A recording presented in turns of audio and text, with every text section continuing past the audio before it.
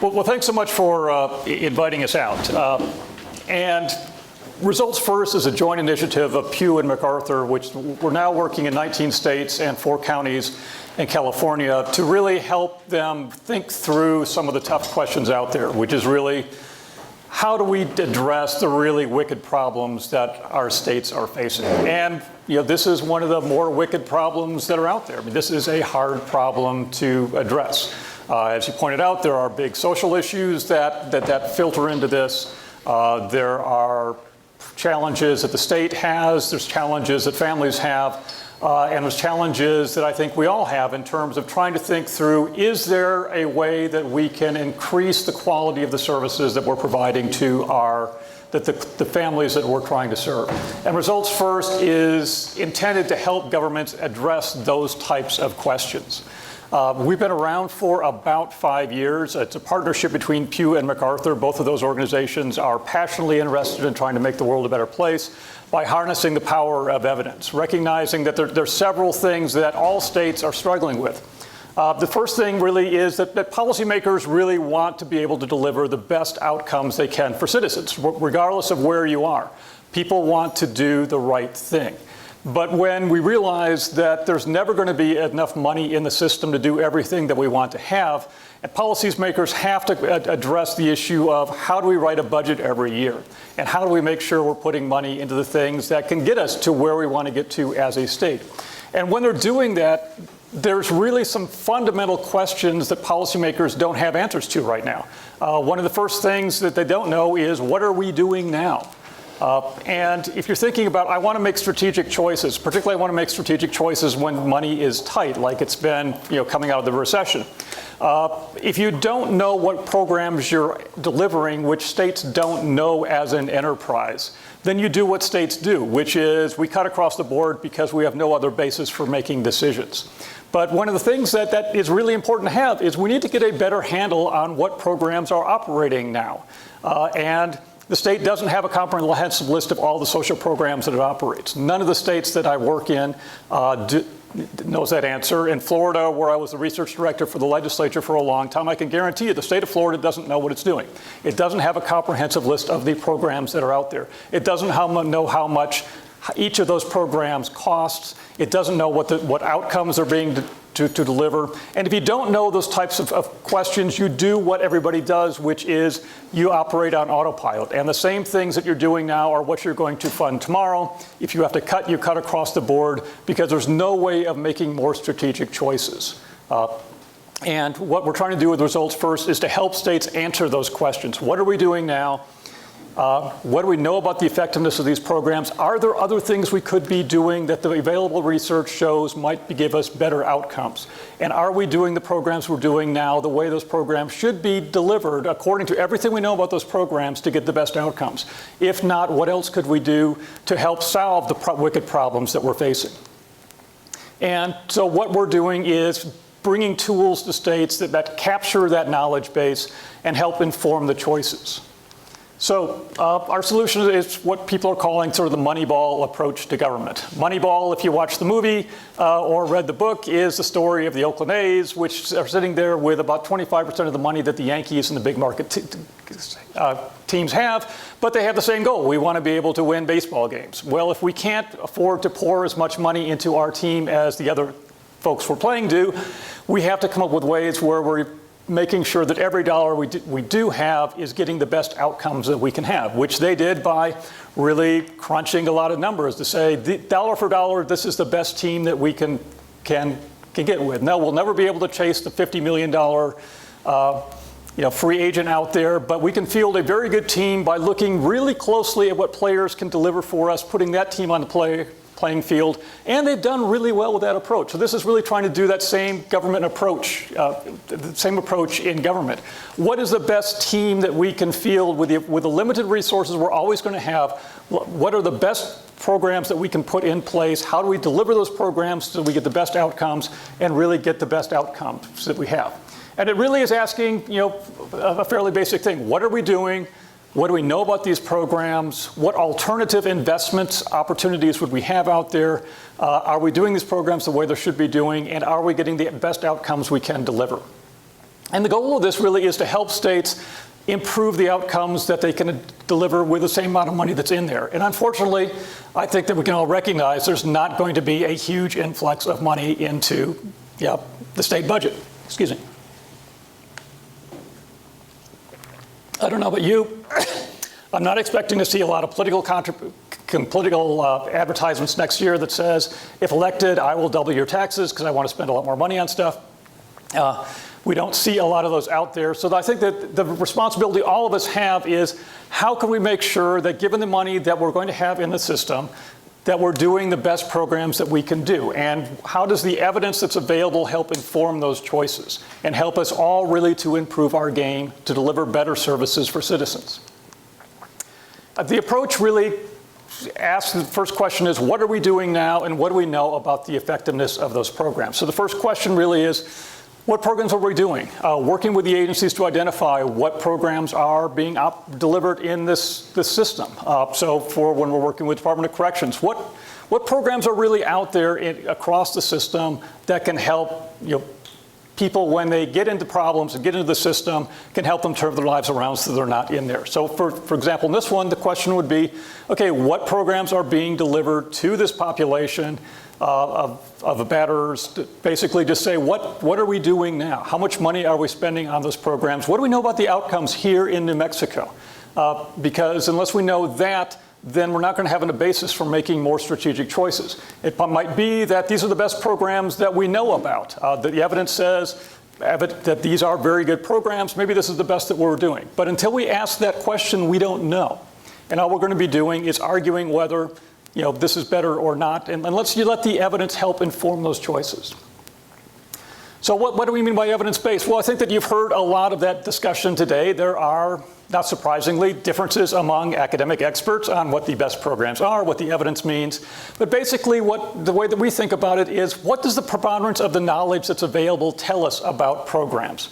And basically, across lots of policy areas, we know that some things work pretty well. We know that some things are okay. We know that some things don't seem to work at all.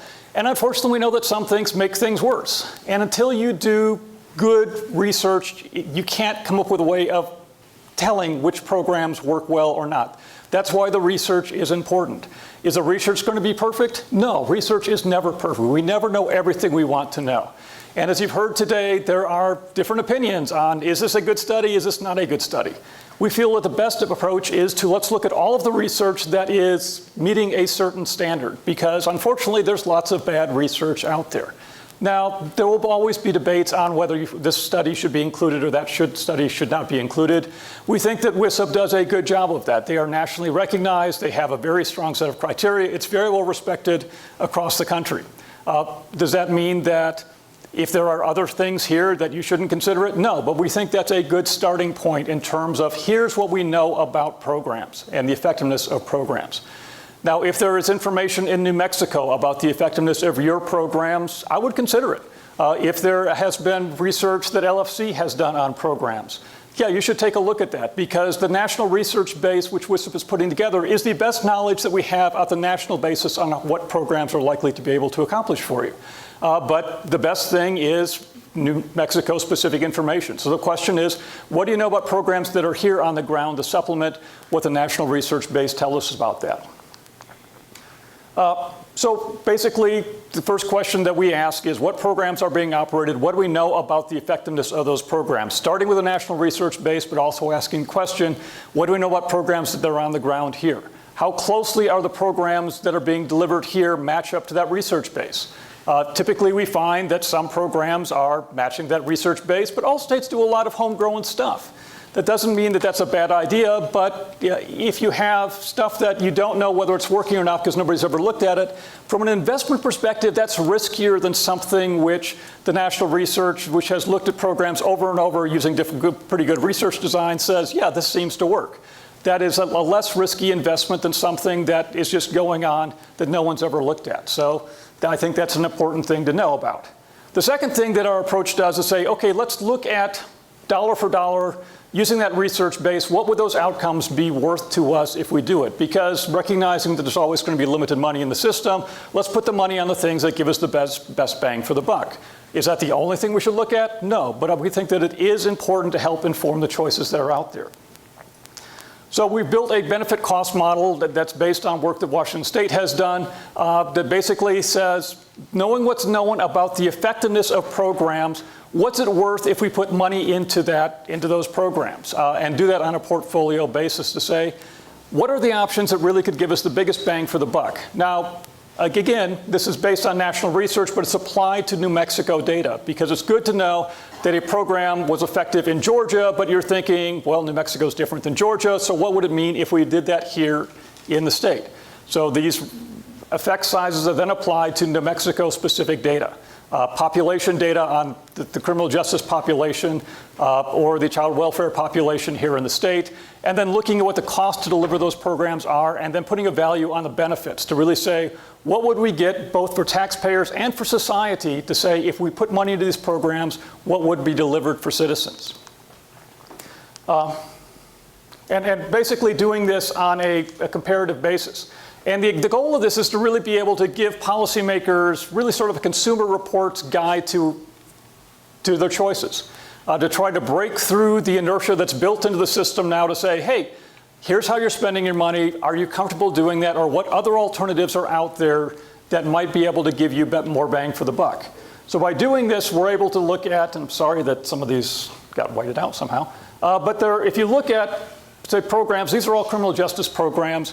There's usually not a really good relationship between how much something works and the outcomes that they achieve. There are some programs out there that are relatively cheap that gives you some benefits. There's some programs that are really expensive and give you good benefits. But dollar for dollar, are there sweet spots out there? Things that, based on New Mexico specific data, really look like, well, this would be something that the state should think about doing if it's not. So, I'm sorry, Gary. Yeah. What does long-term benefits mean? Long-term benefits is, say that you've got a program, say, let's think about a juvenile justice program. Functional family therapy is a program that a lot of states are putting money into now that basically says you get a kid, they're starting to get into serious trouble.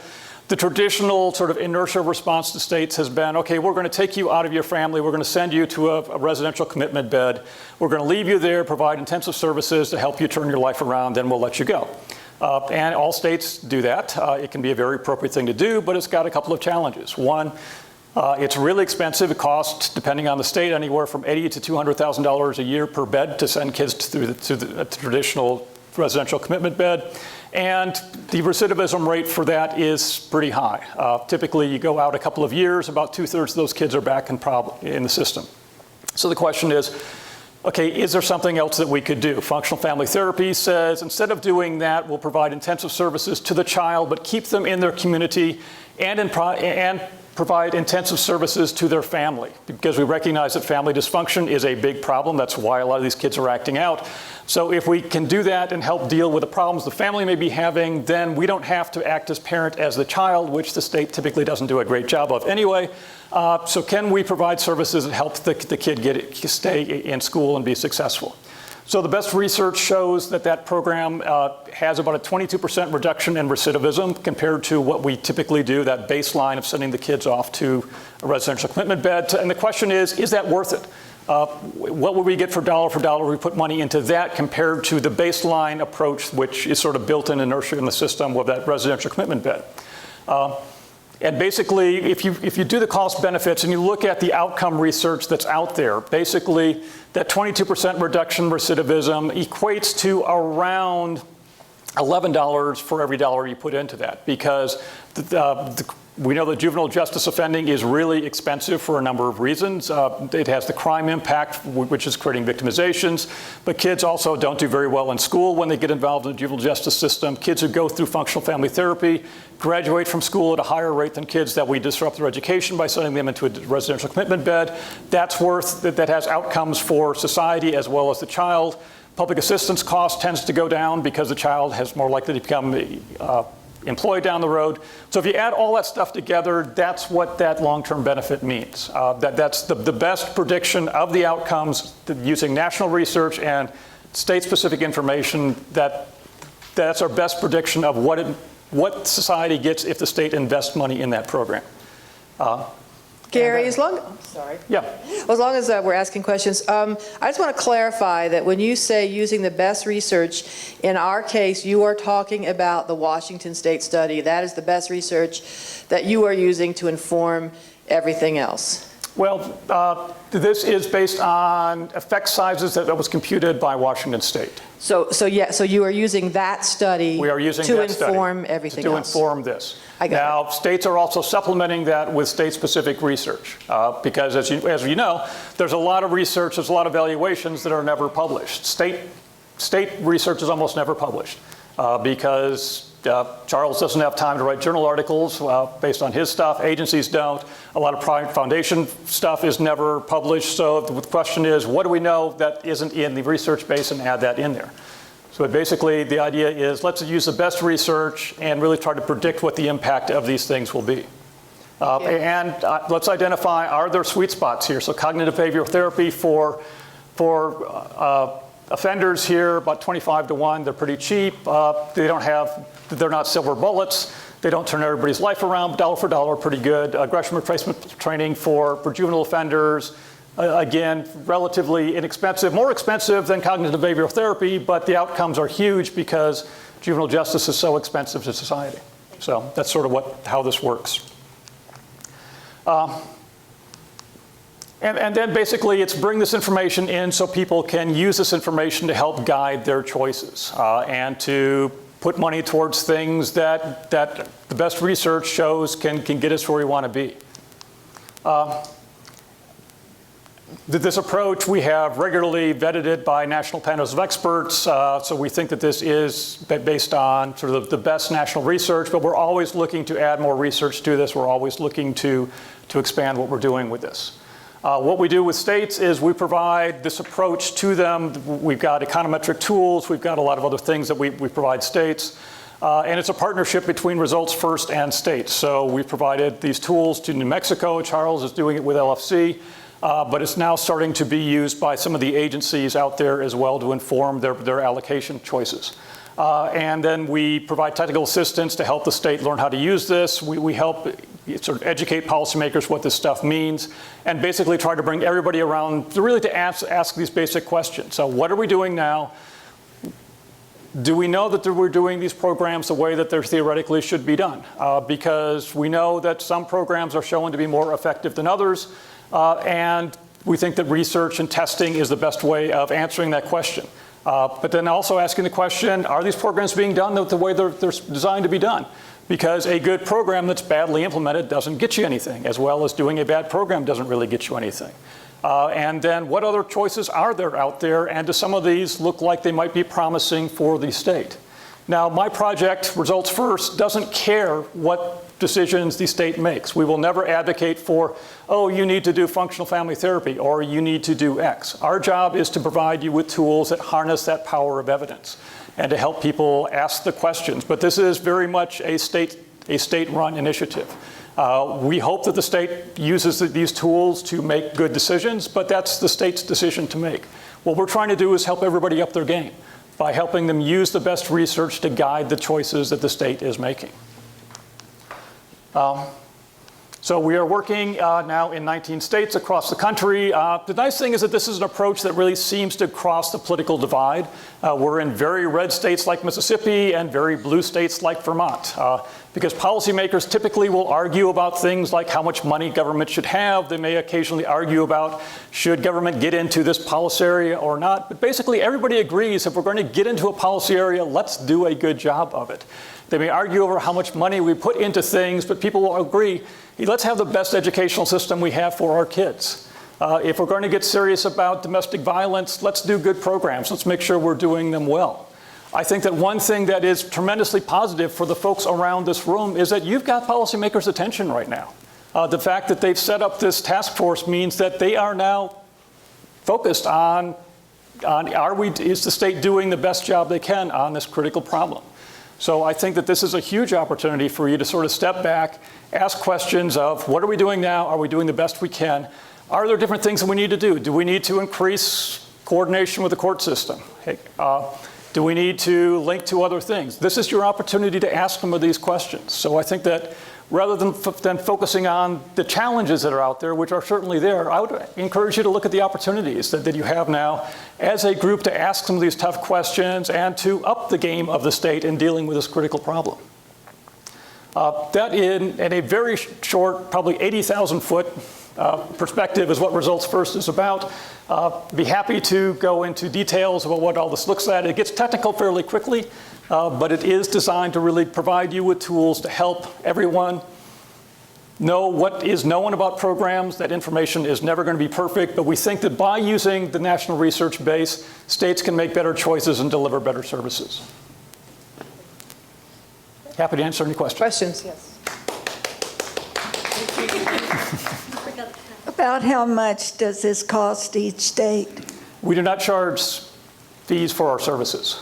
This is fully funded by Pew and MacArthur. So, but basically, what the state is contributing is people's time. So Charles's staff, as well as staff of the Sentencing Commission and staff of the agencies, are doing this analysis as part of their regular jobs. So we try to make it painless.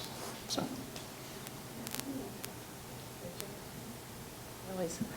To jump in. So thank you for being here in person, and Etione also, because it really helps so much just the conversation be able to happen. And Marna, I'm sorry. Yeah, I'm sorry. Yes. Who else have I obviously forgotten, probably? So thank you. Like Kay said earlier, I think New Mexico has a sense of what's working and what's not working. And it's really have been a wonderful opportunity these past months to talk about that and to learn, you know, how some areas of improvement we might have, just to start to frame the conversation, all of those different kinds of things. But as far as helping guide us about how we really should be thinking next, because this task force is going to result in some recommendations, right? I need help understanding, from your perspective, how we make sense out of the Washington study, but then also three of what arguably are sort of the top researchers in the field having a very different perspective on how we should be thinking about this. So just from your perspective as a researcher, how do we make sense out of that? Because it has felt very different. Yeah, and it is. I mean, unfortunately, domestic violence is one of those areas where the research is pretty muddy to some extent.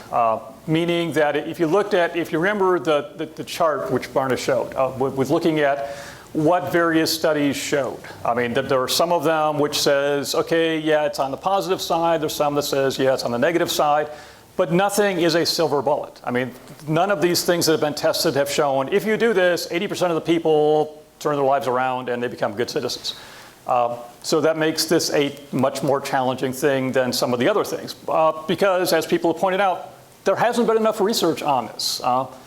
And we need to do a better job of researching this to identify what works. One of the things that I would encourage the state to do is, in addition to being open to some experimentation, but I would say also build in a system of testing and evaluation to find out what really is working the best on the ground. That's the only way to tell this, because without that, everybody who gets involved in this gets focused on the day-to-day stuff that you have to deal with. And then what everybody does is they rely on what I call little Timmy stories.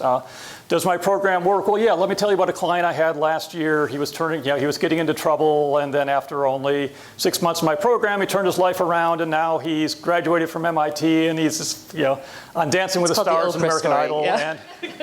And then typically what Charles hears when he's for the LFC is, and if you cut $1 from my program, you will jeopardize the lives of literally millions of little Timmies all over the state. Therefore, and the problem with policymakers is they hear this from everybody, and they know that this can't be true. So we have to go beyond the stories, which are important, and they're part of the story, but also test and have data behind that. Because I think the best thing we need to do is to say, okay, what programs are we doing? What's known about the effectiveness? How well are we doing about keeping women safe and families safe? Yeah, we should also know what's cognitively going on inside the heads of people, because that's how we improve it. But unless we have that data, then we don't really know. And I think that knowing is how we drive system improvements. It's my understanding understanding, though, that... Wait, Rachel, can you let the... Yeah. Two questions. One, Gary, thank you for the. I'm excited about your initiative. I think this is it's great, and if we can help you rethink some things about it, I think it will be really good. You do mention, rightfully so, the importance of fidelity in the implementation of the programs, that they're doing what they are supposed to be doing at the programmatic level. There is, I don't have a particular word for that, but the equivalent for that at the conception level is there has to be fidelity at a broader level and a broader ecological level. Are we really evaluating the programs and the claims those programs make within the context in which they were designed to operate? And which is a point that I was making before. We are not doing that. So we are, it's like you design a mountain bike, and with particular terrains and things like that, and then you evaluate it on a highway and not really taking into consideration that's my problem with some of those databases the way they are, that yes, the research is muddy. Yes, it is. We don't have a silver bullet, and we don't have it in almost any other areas that I know of in the social sciences. So we're still waiting for Godot, so to speak, in so many other areas. You were waiting for Godot to come with the one solution, the one pill that will solve things. But these initiatives, it's particular domestic violence initiatives, bad intervention programs, were designed and conceived to be part of a broader set of responses, and that's the problem, that when we remove them from that and then we look at only this piece, then it's I don't know what it is that we're looking at, what that research really is saying.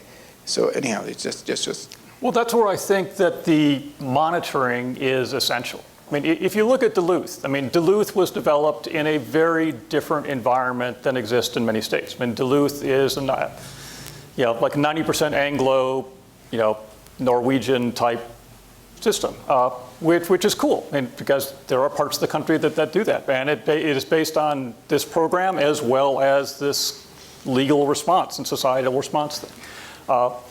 The question is, how well does that match what is going on here? Maybe it's the best thing that's there. Okay, maybe not.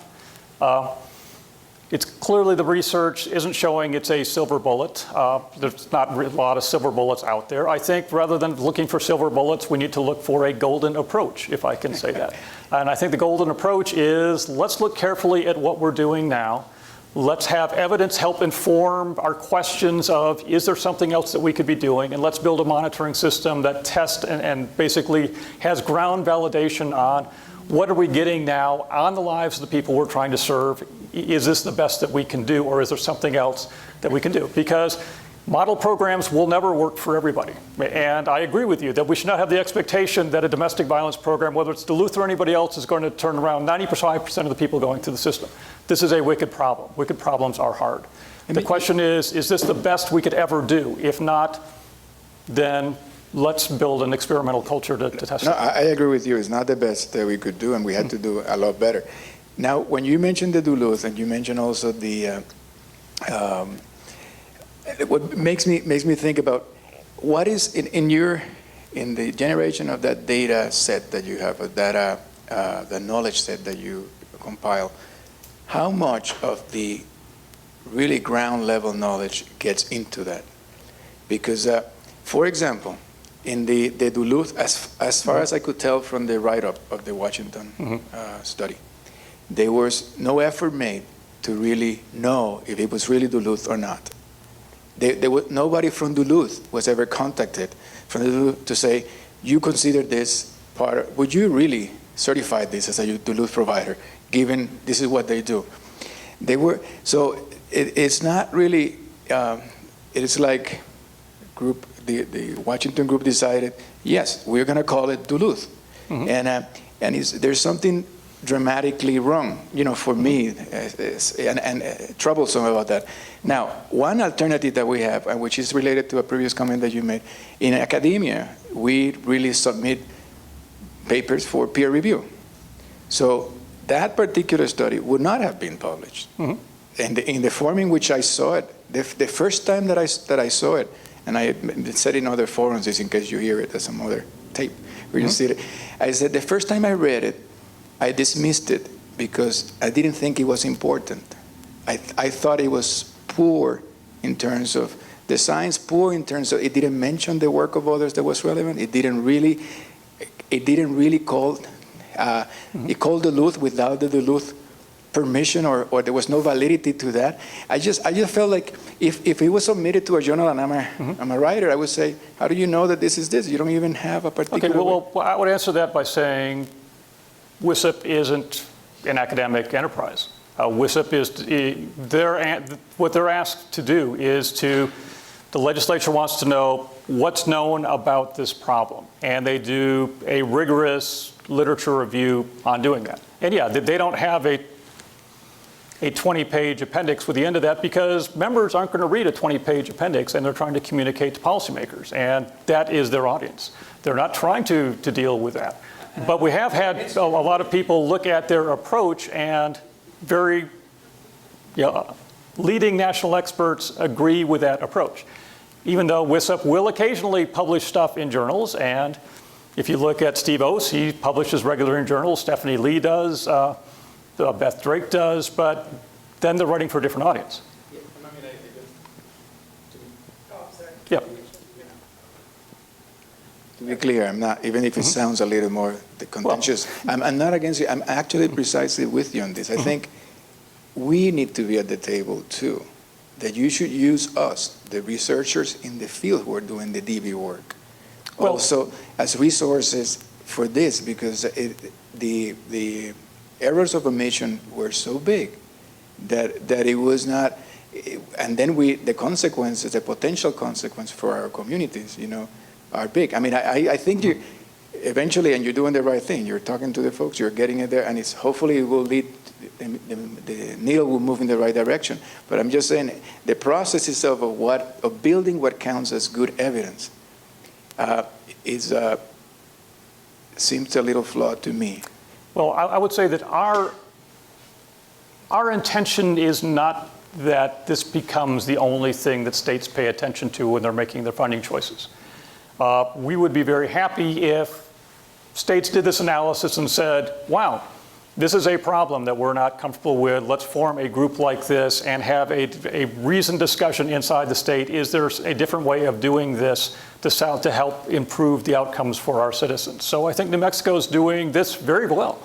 And we would encourage the group to reach out to experts in the field to help craft a state-specific response to this. So I think New Mexico is doing a great job on this. Now, is there going to be a silver bullet that you find? Probably not based on this research, because what this model does is it says the national research shows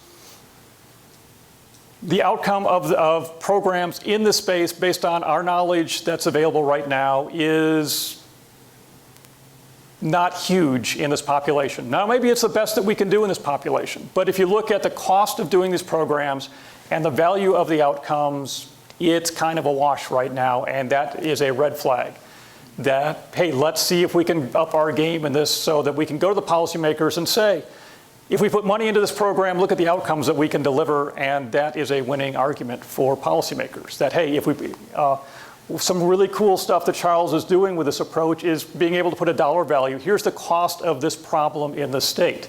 They've done that with child welfare. They've done that with corrections to say every child abuse case in the state costs the state about $100,000. That gets policymakers' attention.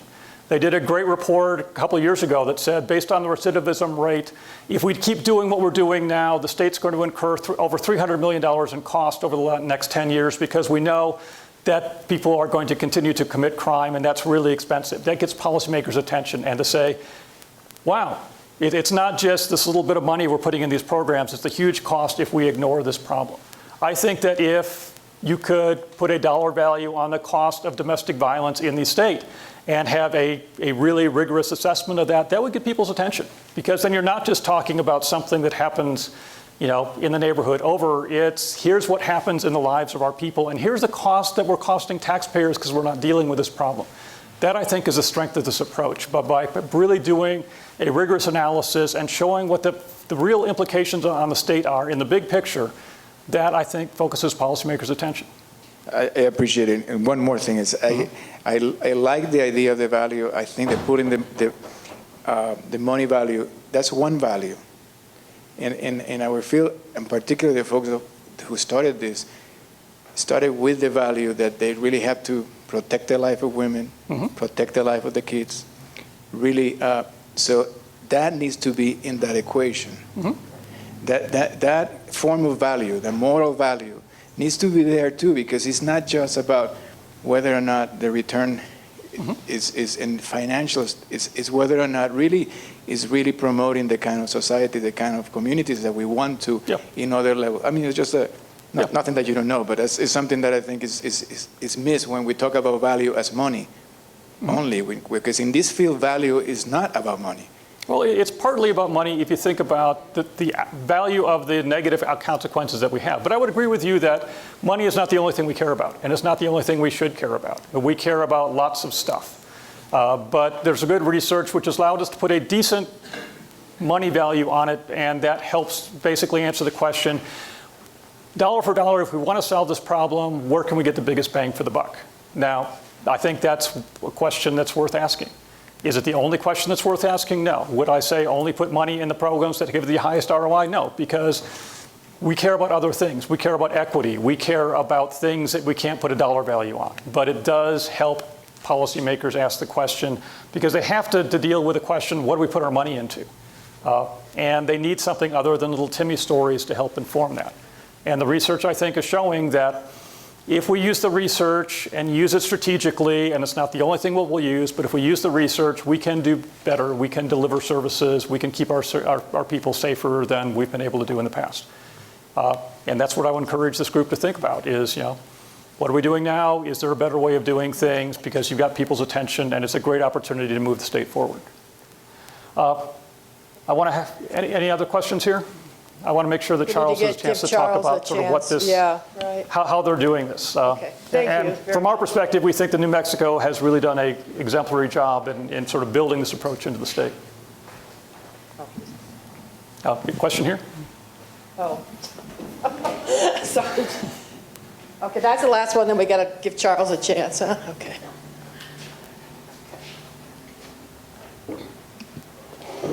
I've been on a lot of planning committees lately, and normally we start out trying to figure out what our goals and objectives are.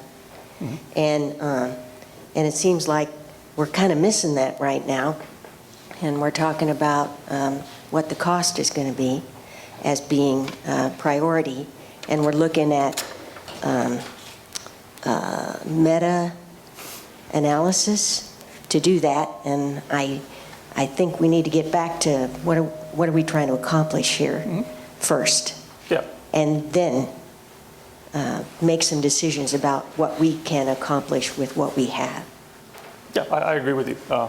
I think keeping your eye on the big picture is good. Basically, what you've heard today is the research is kind of muddy, but there are some alternatives there, and you may want to think about those. So.